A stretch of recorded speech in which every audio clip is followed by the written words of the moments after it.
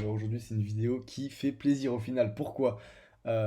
Pourquoi? Parce que finalement, on n'est pas passé en dessous de cette zone de support qui fait qu'on l'a passé bien également bien au-dessus, ce qui a fait le pump, ok?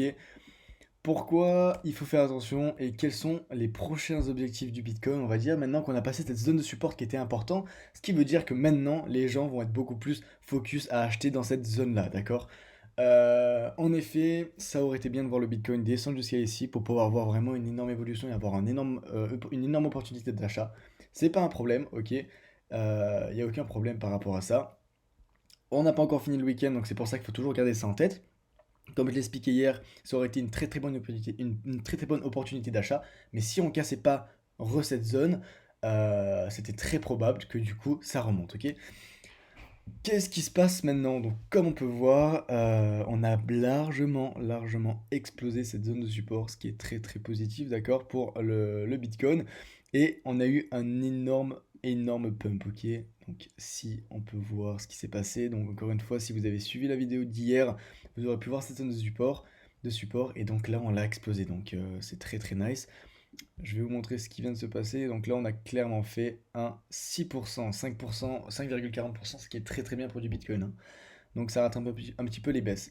Qu'est-ce qui se passe maintenant? Ok, on vient de retoucher cette zone importante du Fibonacci et on l'a à peine touché pour maintenant redescendre. Donc qu'est-ce qui peut se passer maintenant? On va dire qu'il y a beaucoup de gens, ce qu'ils font, c'est que maintenant que cette zone de support est faite, vont accumuler, donc ils vont acheter ici et revendre à cette zone-là, d'accord? Ils vont accumuler et revendre jusqu'à cette zone-là. Jusqu'à quand? Et bien si on regarde un peu de plus proche, du coup, avec le 1 hour, ce qui se passe avec ces deux lignes bleues, d'accord, en suivant ces deux évolutions de pic, et on peut voir qu'on pensait avoir une reverse shoulder, ok, qui s'est pas passée au final. Pourquoi? Parce que normalement une reverse shoulder, ça veut dire que ça aurait dû être plus bas, ok. Vu que c'est pas redescendu au final, ce n'est pas négatif pour le Bitcoin. On a ici également et on a ça, ok. Mais là, comme vous pouvez voir, c'est plus haut, c'est supérieur à ce niveau-là, donc c'est très très positif.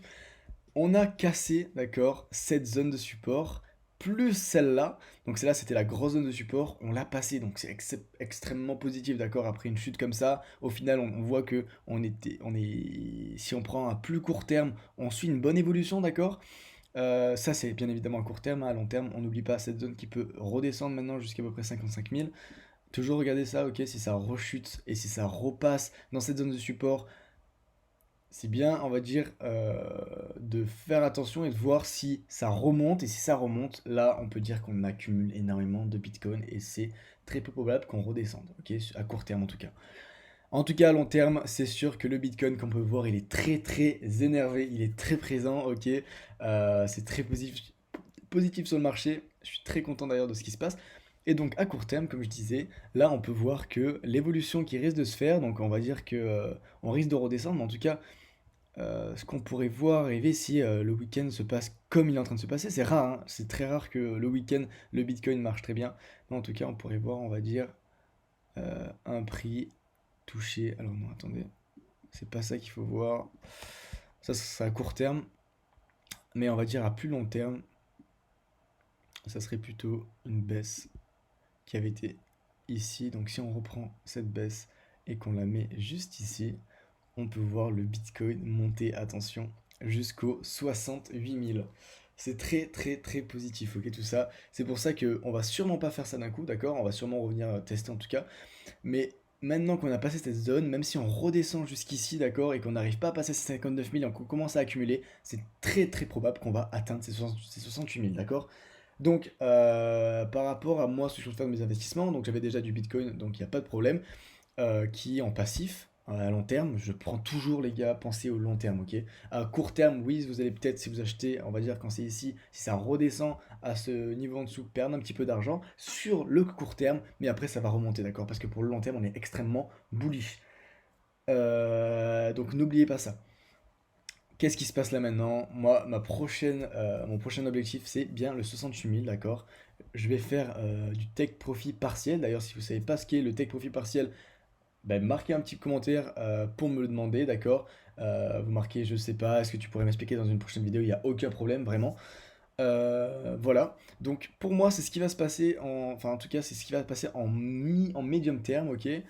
Court terme, comme je vous ai dit, là on est en train, donc on a passé cette zone de support, on est venu vite fait la tester, là les gens maintenant vont peut-être recommencer à vendre pour revenir toucher cette zone de support dans les 57 000, 58 000. Sinon, il y a aussi cette grosse zone de support qui a été passée également, ok, qui correspond donc à cette ligne bleue.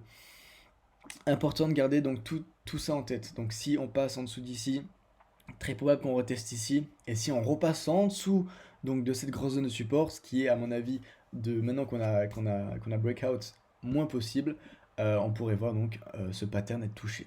Mais maintenant qu'on est remonté, comme je vous ai dit hier, si on arrive à passer ce niveau-là, je vous l'ai dit en plus, hein, clairement, si on repasse ce niveau-là, on risque de voir donc justement la remontée. Si on n'arrive pas à le passer, c'est très négatif, enfin pas négatif, mais en tout cas on va redescendre jusqu'à ici. On l'a passé et vous allez pu voir que si vous avez suivi du coup ce que je vous avais dit, vous aurez pu faire donc comme je l'ai dit, on va dire un bon 4%. D'accord, si vous avez investi pile quand on a passé la ligne, un bon 4%. Si vous avez fait un peu de leverage avec un x10, vous pouvez facilement faire un 40% là-dessus. Ok. Sans oublier que Bitcoin mène la danse, donc si vous investissez sur Ethereum tout en regardant Bitcoin, ça marche très bien. Ok, toujours attention, encore une fois, parce que oui, ça va évoluer beaucoup plus. D'ailleurs, le Ethereum a passé les relais 2100, ce qui est très positif. Et également, si vous avez pu faire donc du profit grâce à ma vidéo d'hier, allez-y, bombardez les commentaires. Dites-moi le profit que vous avez fait, si vous avez fait donc c'est 4% en x1, si vous avez fait c'est 40% en x10, n'hésitez pas, ok, bombardez les commentaires, ça fait super plaisir. Je vous fais de gros bisous, gérez bien vos émotions et à bientôt.